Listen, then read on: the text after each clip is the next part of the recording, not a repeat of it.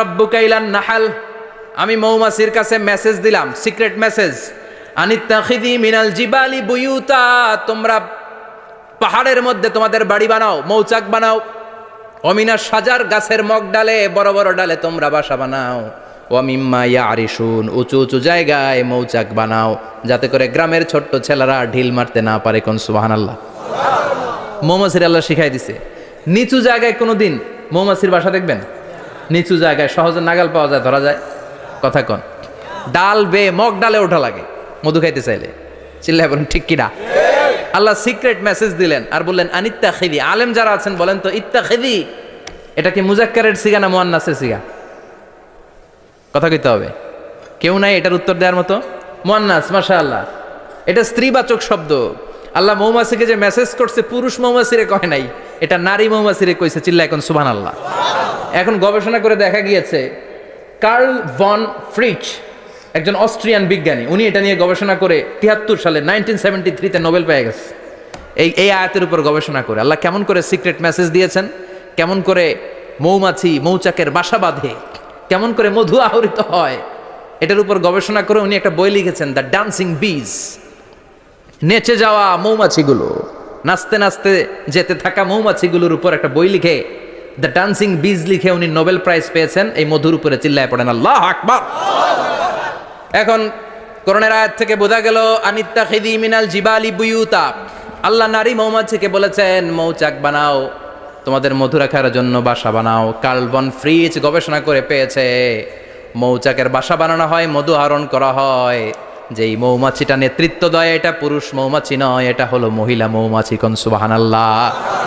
পুরো মৌচাকের মধ্যে মধু আহরণ, মধু নেওয়া, পুরো প্রসিডিউরটা সারার জন্য কোনো পুরুষ মৌমাছি লিডিং দেয় না, লিডিং দেয় একটা নারী মৌমাছি, স্ত্রী মৌমাছি। এজন্য ইত্তাখিয, ম্যাসকুলিন জেন্ডার ইউজ না করে আল্লাহ বলেছেন ইত্তাখিযি। নারী মৌমাছিকে আল্লাহ অ্যাড্রেস করে বলেছেন যাও মৌচাক বানাও আর এটার মধ্যে মধু আহরণ করো। চিল্লায় পড়েন আল্লাহু আকবার। আল্লাহ বললেন ইত্তাখিযি মিনাল জিবালি বুয়ুতা, পাহাড়ের মধ্যে ঘর বানাও, ওয়ামিনাস সাজার, গাছের বড় ডালের মধ্যে ঘর বানাও, ওয়ামিম্মা ইয়ারিশুন, উঁচু উঁচু জায়গায় ঘর বানাও। উনি গবেষণা পেয়েছেন এই মধুর মধ্যে অসাধারণ কিছু ন্যাচারাল অ্যান্টিসেপটিক আছে। কি আছে? Natural antiseptic. এটার নাম হচ্ছে প্রপিলিস। প্রপিলিস নামে একটা লিকুইড পাওয়া যায় মৌচাকের মধ্যে। এটা কাটা জায়গায় লাগা দিলে স্যাভলন, ডেটল কিছু লাগানো লাগবে না। ওই প্রপিলিসের কারণে আপনার কাটা জায়গা এমনি শুকায় যাবে। সুবহানাল্লাহ পড়েন। দ্বিতীয় বিশ্বযুদ্ধে রাশিয়ান যত সৈনিকরা যুদ্ধে আহত হতো, ওরা আলাদা করে অ্যান্টিসেপটিক খাইতো না, ওরা মধু আইনা লাগাই দিত আর সুস্থ হয়ে যেত। সুবহানাল্লাহ পড়েন। নিউজিল্যান্ডের কিছু বিজ্ঞানীরা আবিষ্কার করেছে মৌমাছির হুলের ভিতরে রেমিটিক ফিভারের অ্যান্টিবায়োটিক আছে। অনেকের বাত জ্বর হয়, বাতের ব্যথা থাকে না? থাকে, মুরব্বীদের বেশি হয়। ওই জায়গার মধ্যে যদি আপনি মৌমাছি এনে ঢুকাই দিতে পারেন, মৌমাছির হুল লাগাই দিতে পারেন, ভালো হয়ে যাবে। মৌমাছি যখন হুল ফুটে আরাম লাগে না অনেক? খাইছেন? কামড় খাইছেন? হ্যাঁ, মজা লাগে। তো নিউজিল্যান্ডের এই গবেষকরা এরা আবিষ্কার করেছে যে মৌমাছি যদি হুল ফুটিয়ে দেয়, ওইখানে বাতের ব্যথা থাকলে, বেদনা থাকলে এটা ভালো হয়ে যাবে। আমি নিজে দেখেছি, বিবিসি একটা ডকুমেন্টারি। ইজিপশিয়ান একজন ফিজিশিয়ান, চিকিৎসক, উনি ওনার বাতের ব্যথায় আক্রান্ত যত রুগীরা আছে ওদের গায়ের মধ্যে মৌমাছি এনে এনে নিজে নিজে হুল ফুটায়। রুগী চিৎকার মারে, ও মাগো, ও আল্লাহ গো, কিন্তু একদিন পরে ব্যথা নাই, আর কয় ভালো হয়ে গেছে। সুবহানাল্লাহ কইবেন না? তো এজন্য এই কার্ল ভন ফ্রিচ 1973-তে দ্য ডান্সিং বিজ লেখে গোটা বিশ্বকে তাক লাগিয়ে দিয়েছে। তার গবেষণার প্রতিটি পয়েন্ট কোরআনের আয়াতের সাথে মিলে যায়। চিৎকার করে পড়েন আল্লাহু আকবার। এই যে আমরা মধু খাই, এই মৌচাকের ভেতরে অন অ্যান অ্যাভারেজ অ্যারাউন্ড 60,000 মৌমাছি থাকে। 3 ভাগে, একটা হচ্ছে কুইন বি, একটা মেল বি, আর একটা হচ্ছে ওয়ার্কার বি। একটা থাকে রানী মৌমাছি, এর নেতৃত্বে সবাই চলে। আর একটা থাকে মেল বি, পুরুষ মৌমাছি, বংশ বাড়ানোর জন্য এদের কাজে লাগে। আর সব হচ্ছে ওয়ার্কার বি, সবাই কাজ করে। আল্লাহ বললেন সুম্মা খুলি মিন কুল্লি সামারাত ফাসলুকি সুবুলা রাব্বিকি যুলুলা। আল্লাহ সিক্রেট মেসেজ দিয়ে বললেন গাছের উপরে বাসাবাদ, পাহাড়ের উপরে মৌচাকের বাসাবাদ, উঁচু উঁচু জায়গায় তোমরা তোমাদের বাসা বাঁধো। সুম্মা কুলি মিন কুল্লি সামারাত, এরপর এলাকার যত মিষ্টি মিষ্টি ফুল আছে, ফল আছে, ওখান থেকে রস নিয়ে আসো। সুবহানাল্লাহ। পুষ্পরস সংগ্রহ করে মধুগুলো, এটার বলে sweet nectar. They collect the sweet nectar from the flowers.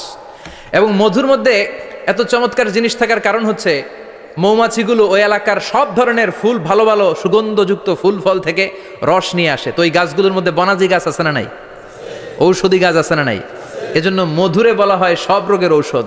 যত বনাজি ঔষধি গাছের নির্যাস আর পুষ্পরস আছে সব আল্লাহ মধুর ভিতরে ঢুকায়া মধুকে আল্লাহ ন্যাচারাল ভ্যাকসিন বানিয়ে দিয়েছেন। চিল্লায়ে পড়েন আল্লাহু আকবার। আল্লাহ বললেন সুম্মা কুলি মিন কুল্লি সামারাত, সব ফল আর ফুল থেকেই নেকটার পুষ্পরস নিয়ে আসো।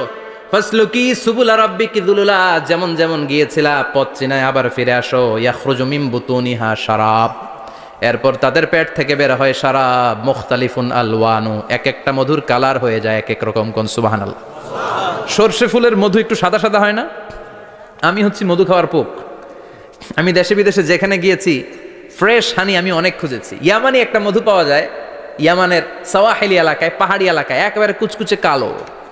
আবার অনেক মধু আছে কিছুটা খয়েরি এবং হলুদ বর্ণের, কিন্তু সরষে ফুলের যে মধুটা এটা অনেকটা সাদা।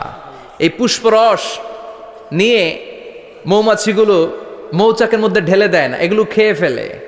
প্রত্যেকটা মৌমাছির পেটের ভেতরে আল্লাহ 2টা করে স্টোমাক দিয়েছে, পাকস্থলী। সুবহানাল্লাহ পড়েন।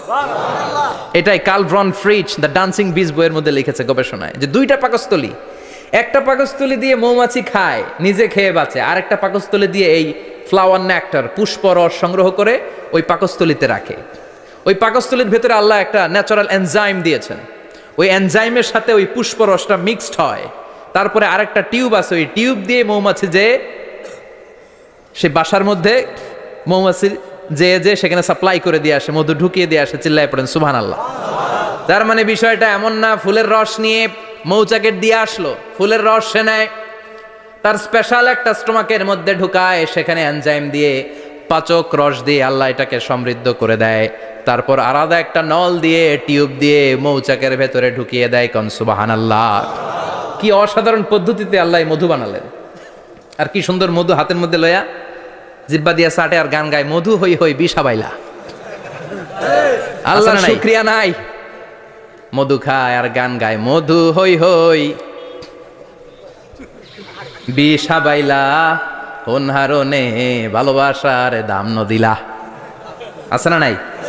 ডাকাইত। এই মধু খেয়ে শুকরিয়া করতে হবে কার? বসো, চিৎকার করে বলেন শুকরিয়া করতে হবে কার? আল্লাহ বললেন ইয়াখরুজু মিন বুতুনিহা, এটা মধু সরাসরি চলে আসে না, ওর পেট থেকে বের হয়। মুখতালিফুন আলওয়ানুহু, বিভিন্ন রঙের মধু আছে না নাই? ব্ল্যাক কালারের মধু হয়, হোয়াইট হানি হয়, অর্গানিক হানি হয়, ক্রিমড হানি হয়। কত ধরনের মধু যে আল্লাহ পৃথিবীতে রেখেছে তার ইয়ত্তা নাই। এরপর আল্লাহ বললেন ফিহি শিফাউন লিন্নাস, মধুর ভেতরে শিফা দিয়েছে কে? আল্লাহ। এজন্য বিশ্বনবীর খাদ্য তালিকার মধ্যে মধু আছে না নাই? বিশ্বনবী সুগন্ধযুক্তওয়ালা মধু খেতেন, দুর্গন্ধযুক্তওয়ালা কোনো মধু মুখে নিতেন না। সুবহানাল্লাহ। বিশ্বনবীর জামানায় মাগাফির নামে একটা মধু ছিল, দুর্গন্ধযুক্ত, এটা কখনো বিশ্বনবী মুখে নিতে চাইতেন না। সুগন্ধযুক্ত মধু সবসময় বিশ্বনবী খেতেন। বিশ্বনবীর স্ত্রীরা এই সুগন্ধিযুক্ত মধু বোতলের মধ্যে প্রিজার্ভ করে রাখতেন বিশ্বনবীকে দেওয়ার জন্য। বিশ্বনবী প্রাণ ভরে এগুলো পান করতেন। সুবহানাল্লাহ। বিশ্বনবী যে সমস্ত খাদ্যগুলো পছন্দ করতেন হাদিসে এসেছে, বিশ্বনবী রুটি খেতেন, খেজুর খেতেন, খেজুর, খেজুর চিনেন? বালাহ, তামার, দুধ খেতেন, এই মধু খেতেন, জব খেতেন, বার্লি খেতেন, লাউ খেতেন, রুম্মান, ডালিম ফল, আনার ফল, আনার চিনেন? আনার, এই আনার খেতে পছন্দ করতেন বিশ্বনবী। মাশরুম খেতেন, মাশরুম, মাশরুম চিনেন? ব্যাঙ্গের ছাতার মতো। রেস্টুরেন্টে ইদানিং মাশরুমের স্যুপ পাওয়া যায়, এটা খাবেন। যাদের চোখের জ্যোতিতে সমস্যা, দৃষ্টিতে সমস্যা, খাবেন। হাদিসে এসেছে আল কামআতু মিনাল মান ওয়া মাউহা শিফাউন লিল আইন। মাশরুম হলো মান্না সালোয়ার মতো খাবার। মাশরুমের স্যুপ যারা খাবে, চোখের জ্যোতি যাদের কম, তাদের চোখের জ্যোতি বাড়িয়ে দিবে কে? বুখারীর বর্ণনা, কানা রাসূলুল্লাহ ইউহিব্বুল হালাওয়া ওয়াল আসাল, বিশ্বনবী মিষ্টান্ন খেতে বড্ড পছন্দ করতেন। আবার বিশ্বনবী বেশি বেশি মধু খেতে পছন্দ করতেন। সুবহানাল্লাহ। কোরআনে 2টা জিনিসের ক্ষেত্রে আল্লাহ শিফা যোগ করেছেন, যে 2টা জিনিসের সাথে সম্পৃক্ত হলে শিফা। এক হচ্ছে কোরআন পড়লে শিফা, অনুনাজ্জিলু মিনাল কোরআনি মা হুয়া শিফা। আবার কোরআনে এই আয়াতের ক্ষেত্রে বলা হয়েছে শিফা ফিহি শিফাউন লিন্নাস। এজন্য সাইয়েদানা ইবনে মাসউদ এই উম্মাকে উদ্দেশ্য করে বলেছেন আলাইকুম বিশিফাইন, তোমাদের উচিত দুইটা জিনিস থেকে শিফা নেয়া। এক হলো কোরআন, দুই হলো আসাল মানে মধু। কোন সুবহানাল্লাহ। কোরআন তেলাওয়াত করলে অসুস্থরে সুস্থ করে দেয় কে? সূরা ফাতিহা তেলাওয়াত করলে অসুস্থকে সুস্থ বানিয়ে দেয় কে? আবার মধু খেলে সুস্থ বানিয়ে দেয় কে? মধু খেয়ে প্রশংসা করবেন কার? নাকি মধু হই হই বিষাবাইলা বলবেন এগুলো কখনো? খাঁটি মধু খেতে হবে। খাঁটি মধু চিনার উপায় হচ্ছে এটাতে পিঁপড়া জমে না, এটা ফ্রিজে রাখলে জমাট বাঁধে না, এটাতে দুর্গন্ধ হয় না। এক গ্লাস পানির মধ্যে এক ড্রপ মধু ছেলে দিলে এটা পানির সাথে না মিশে একেবারে নিচে চলে যায়। খাঁটি মধু খেতে হবে। তাহলে ফিহি শিফাউন লিন্নাস। কত কিছু দিয়ে যে আল্লাহ এটাকে সমৃদ্ধ করেছেন। এটার মধ্যে গ্লুকোজ আছে, এটার মধ্যে সুক্রোজ আছে, ফ্রুকটোজ আছে, প্রোটিন আছে, মিনারেলস আছে, ক্যালসিয়াম আছে, ভিটামিন আছে। খাইলেই শরীর গরম হয়ে যায়। সুবহানাল্লাহ। এজন্য শীতকালে বেশি বেশি খাবেন, জাম্পাল লাগবে না। শীতকালে মধু খেয়ে রাত্রেবেলায় বের হবেন, আর মাফলার পেঁচিয়ে বেরোয়া লাগবে না। সুবহানাল্লাহ পড়েন। তার মানে আল্লাহ বললেন ইয়াসিন ওয়াল কোরআনিল হাকিম, প্রজ্ঞাময় বিজ্ঞানময় কোরআনের কসম। কোরআনের ভেতরে বিজ্ঞান আছে না নাই? বিজ্ঞানের কথা এই তো শুরু করলাম, আজকে সারা রাত বিজ্ঞানের কথা বলবো। থাকবেন কতক্ষণ? হ্যাঁ, স্লোগান দেন লিল্লাহি তাকবীর। এরপরে আল্লাহ বললেন গোলাম ওয়া ইন্নালাকুম ফিল আনআমি লাইবরা, প্রাণীকুলের দিকে নজর করে তাকাও। প্রাণীকুলের মধ্যে আমি তোমাদের জন্য নিদর্শন রেখেছি। নুসকিকুম মিম্মা ফি বুতুনিহি, এই প্রাণীকুলের পেট থেকে একটা চমৎকার জিনিস আমি বের করে দেই, এটার নাম হচ্ছে দুধ। এটা কি? দেখেন, একই আয়াতের মধ্যে আল্লাহ মধুর কথাও বললেন, আবার দুধের কথাও বললেন। দুধটা কিভাবে হয়, উৎপন্ন হয়, মধু কেমনে হয়, ইঞ্চি ইঞ্চি কথা এই কোরআনের ভেতরে তুলে ধরলেন কে? আল্লাহ বললেন মিমবাইনি ফারসিম ওয়াদামিল লাবানা, গোবর আর রক্তের মাঝখান দিয়ে আমি দুধ বের করি। সুবহানাল্লাহ পড়েন। আমরা যাই এই গাভীর ওলান টানা শুরু করি সকালবেলা বিসমিল্লাহ বলে, কিন্তু কেমনে যেটা আসে ওইদিকে নজর নাই। ডাকাত বিসমিল্লাহ বলে শুরু করে না, দুধ খাই আলহামদুলিল্লাহ পড়েন, আছে না নাই? আল্লাহ বলেন মেকানিজমটা শোনো কেমনে আমি খাওয়াই। আল্লাহ বললেন মিমবাইনি ফারসিম ওয়াদামিল লাবানা, গোবর আর রক্তের মাঝখান দিয়ে আমি দুধ বের করে দেই। সুবহানাল্লাহ। গরু যে ঘাস খায়, এই ঘাস থেকে রক্ত হয় আর গরুর গোবর হয়। পেটের একদিকে থাকে গোবর, আরেক দিকে থাকে রক্ত। রক্ত দুর্গন্ধ, গোবরও দুর্গন্ধ। রক্তও না পাক, গোবরও না পাক, এই দুই না পাক আর দুর্গন্ধের মাঝখান দিয়ে সুগন্ধযুক্ত দুধ বের করে দেয় কে? আল্লাহ বললেন মিমবাইনি ফারসিম ওয়াদামিল লাবানা, গরু যে খাবারগুলো খায় ওই খাবারের এক পাশ দিয়ে গোবর হয়ে যায় আর এক পাশ দিয়ে রক্ত হয়ে যায়, মাঝখান দিয়ে দুধ বের করে দেয় কে? What a amazing mechanism of discharging milk from animal's body. What a amazing mechanism. একদিক দিয়ে গোবর দুর্গন্ধ, আরেক দিক দিয়ে ঘাস খাওয়ার কারণে রক্ত হয়, মাঝখান দিয়ে দুধ বের হয়ে যায়। সুবহানাল্লাহ। আবার বাছুর ছাড়া দুধ পাওয়া যায় না। গাভী আছে কার কার? হাত তোলেন তো। বাছুর ছাড়া দুধ পাওয়া যায়? শুধু গাভী, বাছুর নাই, দুধ আসবে? আবার এই যে বিশাল বড় ওলান 20 কেজি দুধ দেয় প্রতিদিন, এই ওলান কাটলে দুধ পাওয়া যায়? এক ফোঁটা দুধও ওলানটা কেটে টুকরা টুকরা করলে আপনি পাবেন না। এটা আলাদা মেকানিজম। এটা ভিতর থেকে একটা নির্যাস, বাছুর নিয়ে দুইটা ঢু মারবেন, ওই নির্যাস দিয়ে দুধ বেরোতে থাকবে গোবর আর রক্তের মাঝখান দিয়ে। চিৎকার করে পড়েন আল্লাহু আকবার। এজন্য বিশ্বনবী বলতেন বেশি বেশি দুধ খাও। দুধ হলো সুষম খাদ্য। পৃথিবীতে আবিষ্কৃত যত খাবার আছে দুধের চাইতে ভালো খাবার আছে নাকি? কথা কন। মানুষ পানি খেয়ে 3-4 দিন বাঁচে জানেন, আর পানির মধ্যে লবণ দিলে 7-8 দিন বাঁচতে পারবেন। আর দুধ পাইলে আজীবন বাঁচবেন আপনি। দুধ খেয়ে যদি হজম করতে পারেন, দুধ খেয়ে হজম করতে পারলে আজীবন বেঁচে যাবেন। সুষম খাদ্য। বিশ্বনবী যে রাতে মেরাজে যাবেন, সিদরাতুল মুনতাহা পার হওয়ার পরে বিশ্বনবীর পরীক্ষা শুরু হলো। বিশ্বনবীকে বুখারীর বর্ণনা 3টা গ্লাস দেয়া হলো। কাদাহ ফিহি লাবান, এক গ্লাসের মধ্যে দুধ ছিল। ওয়া কাদাহ ফিহি আসাল, আর এক গ্লাসের মধ্যে ছিল মধু, আর এক গ্লাসের মধ্যে ছিল মদ। কাদাহুন ফিহি খামার। বিশ্বনবীকে 3টা গ্লাস দিয়ে বলা হলো নবী চুজ করেন কোনটা নেবেন। এক গ্লাসে মধু, আরেক গ্লাসে দুধ, আরেক গ্লাসের মধ্যে বিশ্বনবীকে দেয়া হলো মদ। বিশ্বনবী বললেন যে এই গ্লাসের ভেতরে দুধ আছে, আমি ওই পেয়ালাটা নিলাম। সাইয়েদনা জিব্রাইল বললেন ইয়া রাসূলুল্লাহ আখাস্তাল ফিতরা, আপনি যেমন নিছেনও তেমন। সুবহানাল্লাহ কইবেন না? বিশ্বনবী দুধ খেতে পছন্দ করতেন। আর বিশ্বনবী বলতেন আলাইকুম বি আলবানিল বাকার, বেশি বেশি গরুর দুধ খাবা। ফা ইন্নাহা তুরাম্মু মিনাল আশজার, কেননা এটা সবুজ লতা পাতা ঘাস পাতার নির্যাস। গরু কি খায়? ঘাস খায় না? এই ঘাসের নির্যাস হচ্ছে দুধ। বিশ্বনবী বলতেন বেশি বেশি দুধ খাবা। ফিহি শিফা, এর মধ্যে শিফা আছে। ফি লাবানিহা শিফা ও লুহমিহা দা, গরুর দুধে আছে শিফা, গরুর গোশতের মধ্যে আছে রোগ। সুবহানাল্লাহ কোন। কত বড় ফিলোসোফার বিশ্বনবী। বিশ্বনবী বলে গিয়েছেন গরুর দুধ বেশি খাও, কিন্তু গোশ বেশি খাইও না। আর আমরা গরুর গোশ পাইলে কোপায় ফেলাই। সাদা ভাত আর ঝাল গরুর মাংস যদি হয়, ওই যে অনেকের জিহ্বায় পানি চলে আসছে। সুবহানাল্লাহ কইবেন না? বিশ্বনবী বলতেন দুধ খাও, গোশ খাইও কম। গরুর গোশত কম খাবা, গরুর দুধ বেশি খাবা। সুস্থ রাখবে কে? আল্লাহ। আবার বিশ্বনবী মায়েদেরকে বলেছেন, ও মায়েরা, সন্তান হওয়ার পরে 2 বছর দুধ খাওয়াবা। আল্লাহু আকবার। والوالدات يرضعن أولادهن حولين كاملين لمن أراد أن يتم الرضاعة। সন্তান যারা পেয়েছো মায়েরা, বোনেরা, 2 বছর দুধ খাওয়া সন্তানকে সুস্থ রাখবে কে? আল্লাহ। বাচ্চা ডেলিভারির পরপরই আল্লাহ তাআলা মায়ের বুকে একটা দুধ দেয়, এটাকে বলে শাল দুধ। এটা হচ্ছে বাচ্চার জীবনের প্রথম প্রাকৃতিক টিকা। সুবহানাল্লাহ কয় না? এটা বেবির জীবনে ন্যাচারাল প্রাকৃতিক টিকা, প্রতিষেধক আল্লাহ দিয়ে দিয়েছে। আপনার বাচ্চাকে টিকা দিন, স্লোগান আছে না? 5টা 7টা টিকা দেওয়া লাগে। প্রথম টিকাটা আল্লাহ নিজেই ফ্রি দিয়ে দিছে। এটা শাল দুধের ভেতরে পাওয়া যায়। এজন্য বাচ্চাকে শাল দুধ খাওয়াতে হবে। তার ব্রেনের গ্রোথ হবে, সে শক্তিশালী হবে, সে দেশপ্রেমিক হবে, সে আল্লাহওয়ালা হবে। চিল্লা এখন ঠিক কিনা? যে মায়েরা বাচ্চারে দুধ খাওয়ায়, ওই বাচ্চারা মায়েরে ভালোবাসে বেশি। আর যেই মা গুলো বাচ্চারে দুধ না খাওয়ায় আর ডানু খাওয়ায়, আর কি কি আছে? হরলিক্স আর সিরালেক, কমপ্লেট। যারা এগুলো খাওয়াবে, ডানু খাওয়াবে, যারা ল্যাকটোজেন খাওয়ায়, যারা বুকের দুধ খাওয়াতে চায় না কোনো কারণ ছাড়া, 2 বছর বাচ্চারে দুধ দিতে চায় না, এই বাচ্চাগুলো বড় হলে ওই মারে বৃদ্ধাশ্রমে দিয়ে আসবে। কথা কন, কথা কন। এজন্য মায়েরা, বোনেরা, সন্তান হলেই তাকে বুকের দুধ দিয়ে আল্লাহর পক্ষ থেকে যে টিকাটা, এই টিকাটা পেটের ভেতরে ঢুকাই দিতে হবে। চিল্লা এখন ঠিক কিনা?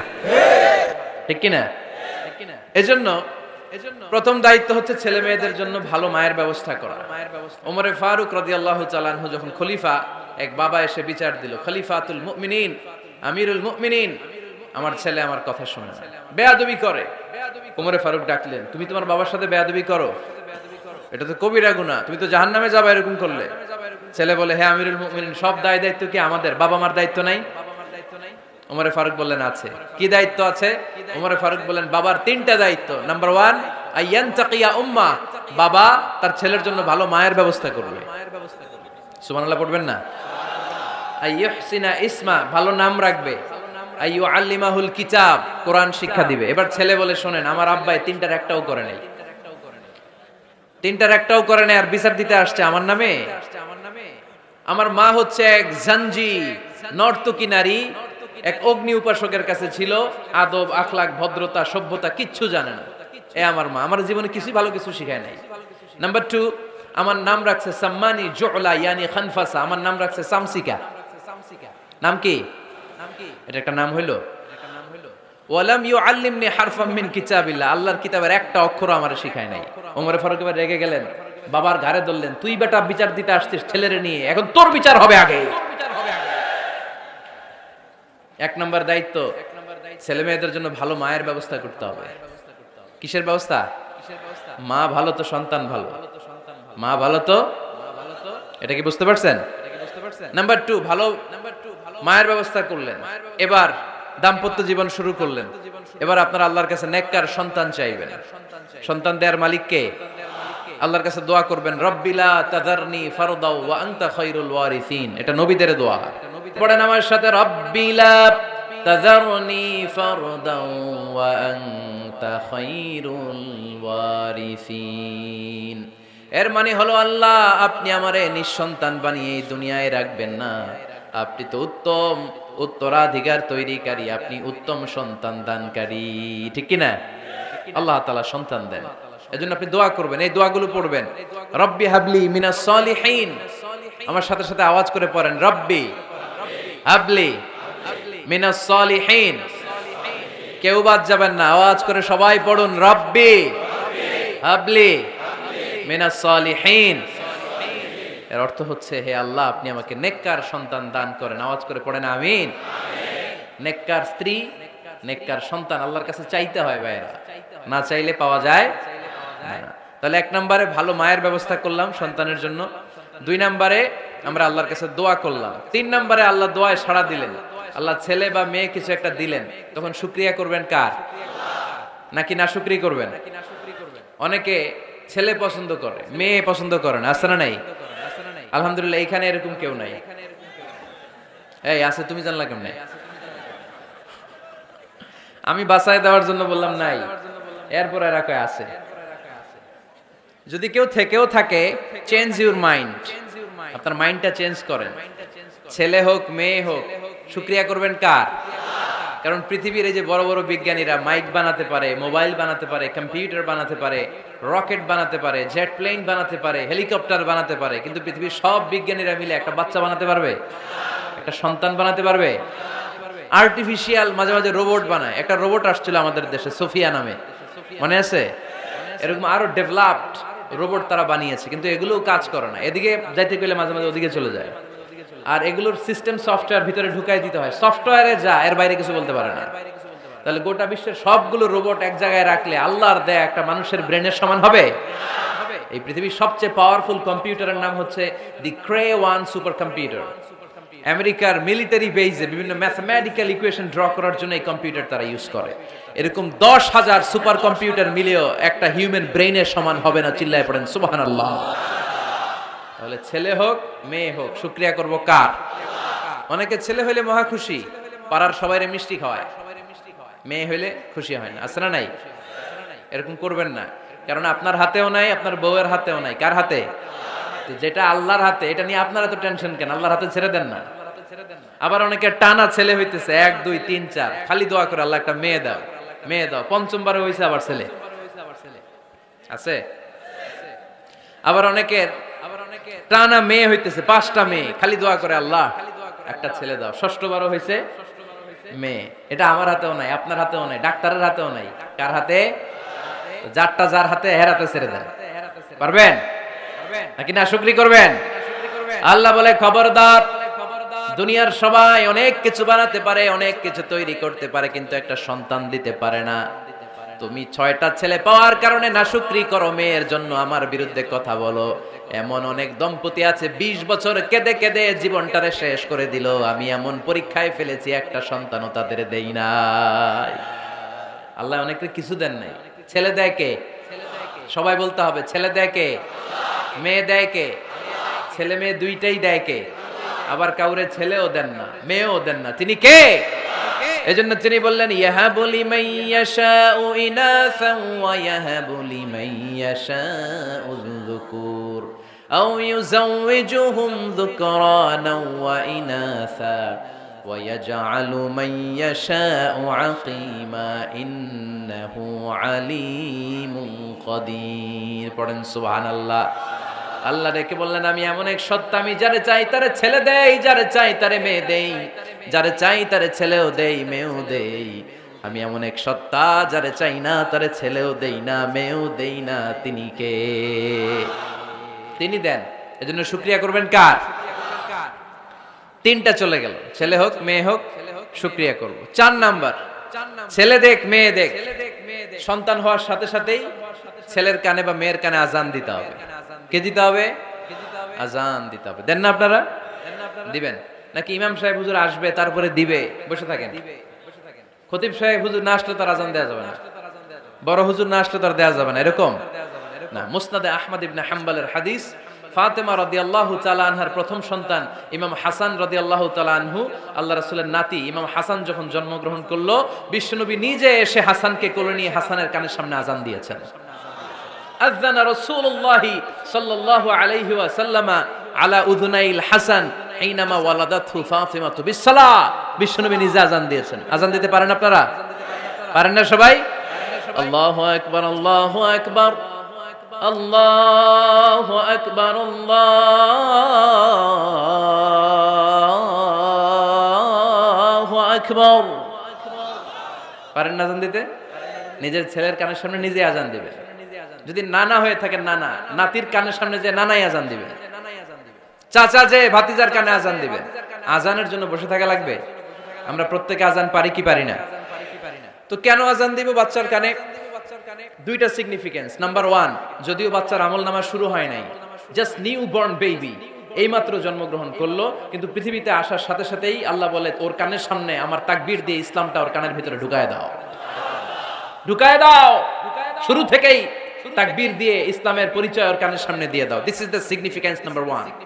সিগনিফিকেন্স নাম্বার টু, এই পৃথিবীতে যখন কেউ আসে, শয়তান যে তার শত্রু এসে ইয়াতানু ফি জামবাই ইবনে আদম, বনি আদমের দুই পা ধরে দুইটা গুতা মারে, আর বাচ্চা ওয়া ওয়া করে কেঁদে ওঠে।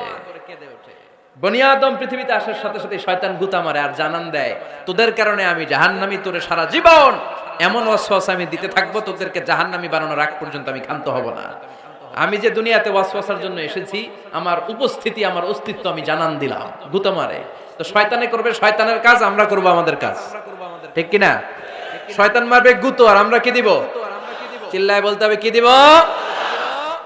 মনে থাকবে, ভুলে যাবেন না তো আবার। নাম্বার টু, তাহনিক করা সুন্নাহ। তাহনিক হচ্ছে খেজুর, কোন আলেম খেজুর একটু চিবিয়ে ওই চিবানো খেজুরটা বাচ্চার ঠোঁটের মধ্যে লাগাই দিবে। আল্লাহ রাসূল সাল্লাল্লাহু আলাইহি ওয়াসাল্লাম বাচ্চাদেরকে এরকম তাহনিক করতেন। যদি খেজুর পাওয়া না যায়, মধু, একটু মধু নিয়ে মুখের মধ্যে লাগাই দিবেন। আধুনিক মেডিকেল সায়েন্স এটাকে খুবই স্বাস্থ্যসম্মত বলেছে, হেলদি। কারণ বাচ্চা যখন দুনিয়াতে আসে, তার নিউট্রিশন চ্যানেলটা মানুষ কেটে দেয়। তার নিউট্রিশন চ্যানেল হচ্ছে তার নাভির সাথে তার মায়ের জরায়ুর একটা কানেকশন। তার মায়ের জরায়ু থেকে সে এনার্জি পেত, নিউট্রিশন পেত। মানুষ যখন এটা কেটে দেয়, তখন তার নিউট্রিশন সাপ্লাই বন্ধ হয়ে যায়, কিন্তু তার এনার্জি খরচ করার প্রবণতা বেড়ে যায়। সে এসে ওয়া ওয়া চিৎকার করে, চিৎকার মারতে তার এনার্জি লাগে। সে হাত পা ছোটাছুটি করে, তার এনার্জি লাগে, কিন্তু এনার্জি নাই, এনার্জি লাইন আমরা কেটে দিছি। তাই ইনস্ট্যান্ট এনার্জি সাপ্লাইয়ের জন্য বিশ্বনবী বলেছেন তাহনিক করে মুখে মিষ্টি ঢুকায় দাও। সুবহানাল্লাহ পড়বেন না?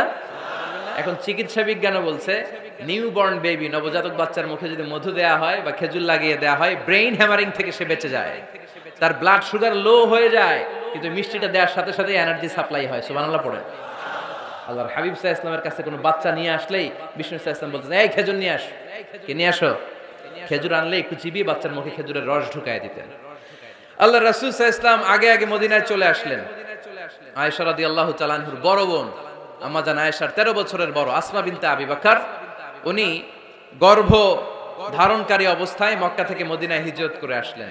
উনি বললেন, আনা মুতিম, আমার পুরো গর্ভধারণ পূর্ণ হয়ে গেল, আমি কোবা এলাকাতে আসার সাথে সাথে আমার সন্তান জন্ম নিল, আব্দুল্লাহ ইবনে জুবাইর।